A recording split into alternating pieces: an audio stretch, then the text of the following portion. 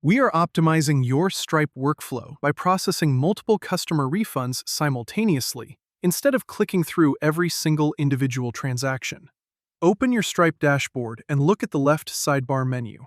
Move your cursor a little down and click directly on the option that says Transactions. This action opens your main payments overview screen. Right at the top of this page, you will see a row of tabs starting with Payments, followed by Payouts, Collected Fees, and Transfers. Make sure you are on the Payments tab, which displays a comprehensive log of all the funds you have captured from customers.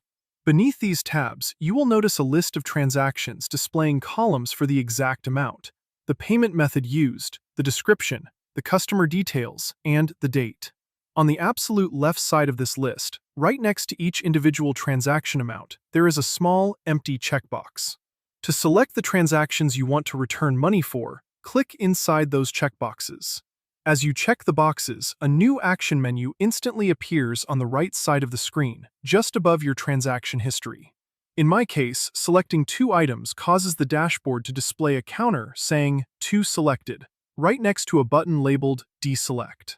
Directly next to that button, you will see a dedicated button labeled Refund, which also features a quick keyboard shortcut using the Control and Enter keys. Click that Refund button. Now, that goes both ways when it comes to managing your business data. The important thing is the major trade-off you face when performing bulk actions inside Stripe. When you issue a standard individual refund, you can easily customize the exact amount or input a specific reason for the return. However, when you mass select these payments to clear them all at once, you lose the ability to customize individual amounts or assign unique reason codes for each customer.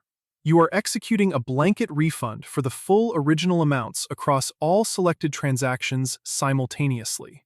Once you click the Refund button, a confirmation pop-up window will appear on your screen, asking you to verify the total number of transactions you are processing.